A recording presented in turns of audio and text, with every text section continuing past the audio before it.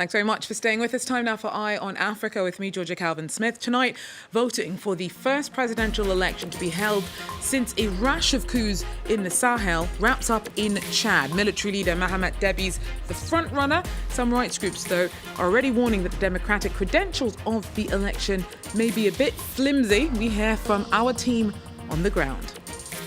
And the ANC put a halt to the disciplinary hearing of former leader Jacob Zuma in South Africa. He was suspended after backing the rival MK party in this month's election. The reckoning will now be held after the May 29th vote. And devastating deluges across East Africa have led to homes being ordered to be destroyed as authorities force residents to move out of vulnerable riverside dwellings and onto higher ground. But first, counting is already underway in Chad after a landmark presidential election that will end 3 years of military rule.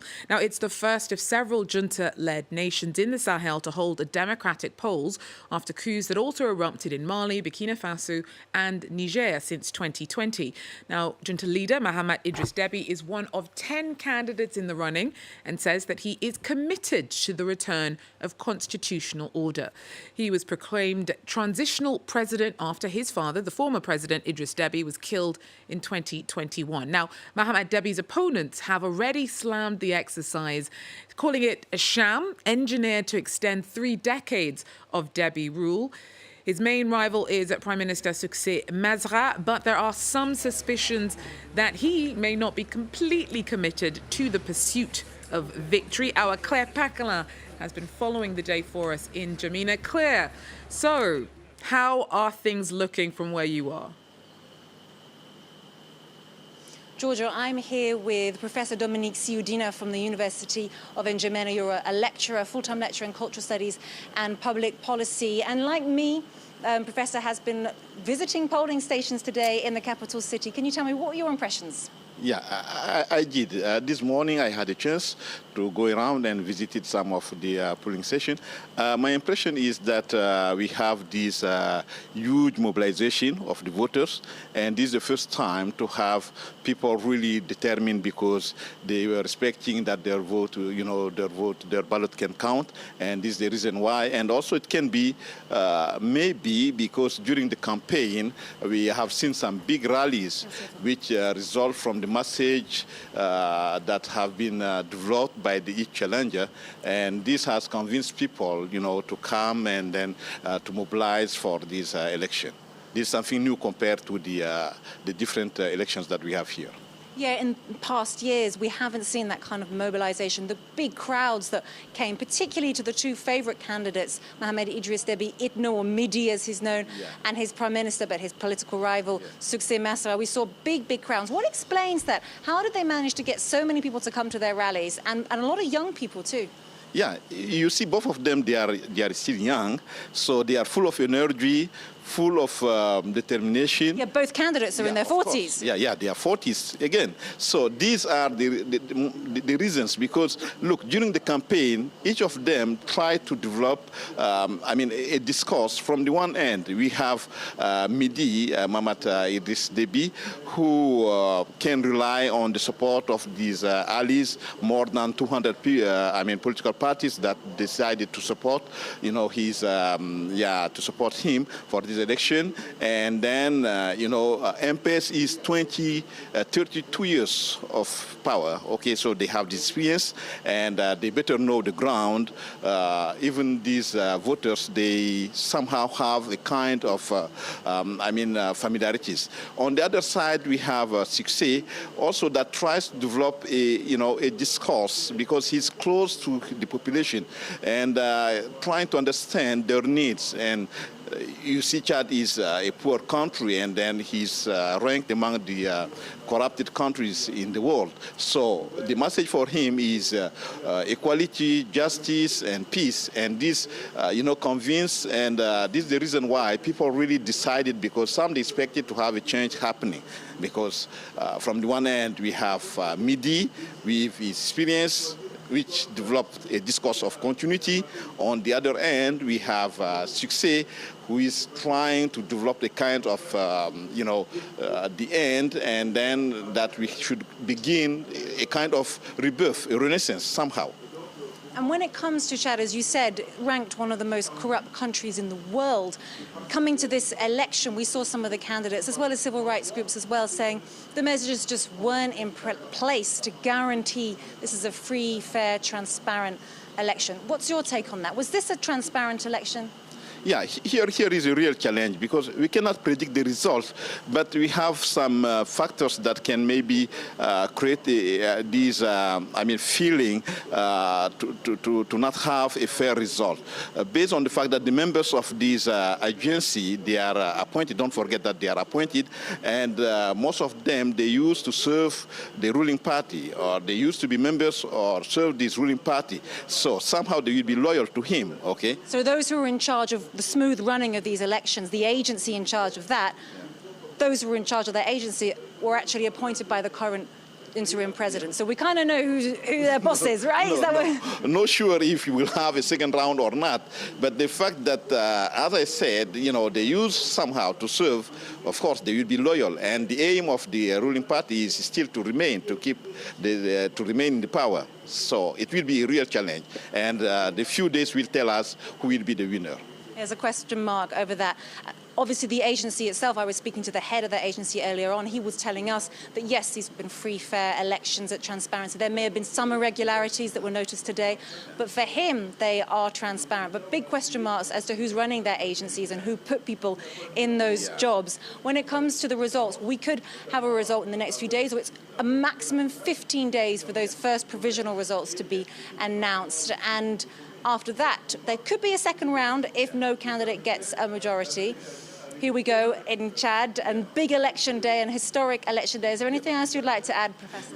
Yeah, just as a Chadian, my dream is at least to have a fair election, and at least for the first time to have these institutions that can guarantee and hope that the better win.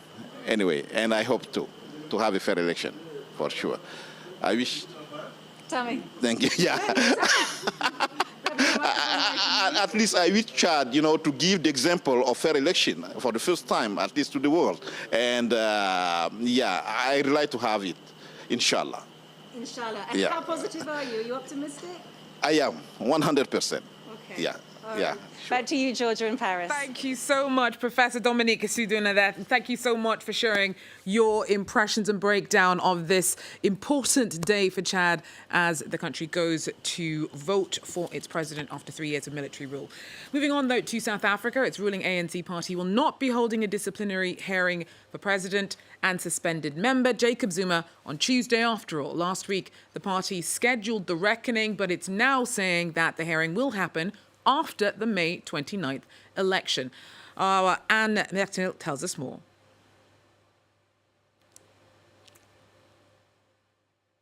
The ANC is between a rock and a hard place when it comes to former President Jacob Zuma, who is now heading the MK party, which is threatening to upset all political apple carts on 29 May when South Africans go to the polls. Last week, the ANC announced that it would take, quote, firm action to uphold discipline and had notified Jacob Zuma of a disciplinary hearing against him. Zuma is still an ANC member and has been charged with Section 25.17 of the ruling party's constitution, which relates to misconduct for his public support of the MKP and especially for saying he would vote for them and urging his supporters to vote out the ANC in the general election. The ANC first said the hearing would be held on 7 May, but at the weekend said they'd hold it virtually. Zuma responded he'd not do a virtual hearing but would appear in person on Tuesday. Today, the ANC announced it would wait till after the elections due to security concerns that large gatherings at Lutulia House could lead to violence. It also seems cooler ANC heads may be saying that the ANC needs to be drawing attention to itself to gain votes, rather than drawing attention to the party most likely to draw voters away from the ANC. And thousands of people in Kenya are being evicted and their homes demolished following a government order for anyone living near rivers and dams to move to higher ground in the wake of heavy rains and flooding which have been ravaging East Africa for several weeks now. Olivia Bizo tells us more. The scraps of metal and the logs of wood that you can see behind me are all that remains of what were people's homes just a few days ago. On Sunday afternoon, government authorities came and demolished 120 structures, and people that I've been speaking to have said that they've lost all of their belongings and they've been spending all afternoon trying to salvage anything they can with hopes of being able to sell it in exchange for food for themselves and their families. Now, government authorities have said that the evictions and the demolitions were absolutely necessary because the homes were located next to this water reservoir, which in recent weeks has been overflowing because of the heavy rains that Kenya has been experiencing. They started approaching. Before they reached here, we went and approached them and we told them that we need some time. Kindly give us a time frame of 30 to 1 hour so that we can, we can vacate our things.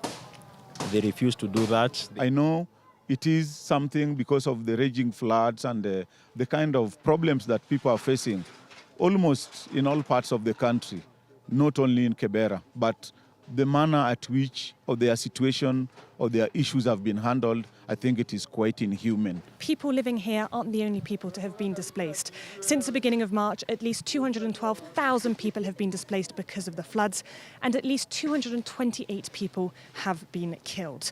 Government authorities have warned that the situation could get worse. 178 reservoirs are at risk of overflowing, and torrential rain is expected to continue. Now, Kenya isn't the only country in the region to have been impacted. Nearby countries, including Tanzania and Burundi, have also been affected. Hundreds of thousands of people there have been displaced and hundreds of people have been killed. Olivia Bizo there. And finally, we head to Morocco and the 13 Festibaz festival, where visitors got a chance to celebrate the noblest of animals, the donkey. Now, the event gives the mountainous community of Beni Amar, which relies a lot on pack animals, an opportunity to publicly appreciate an animal that too often gets some undeservedly bad press. Take a look.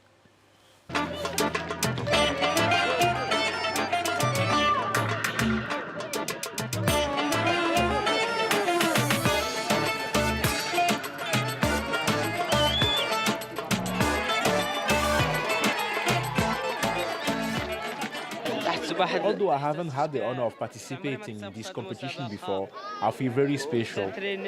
My donkey, which I trained and I fed with care, won the last race of the festival and another one today. I'm very proud of it. I want to thank everyone who supported us.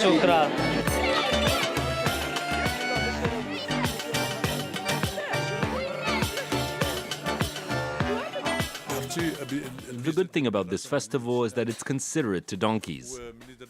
When it was launched, some locals and even non-residents were against us.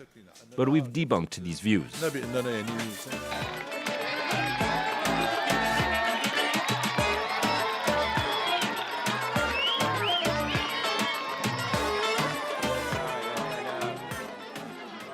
That donkey dresses better than most people I know. That is, though, all we have time for Eye on Africa. Thanks very much for joining us. Do so again if you can. Till then, take care.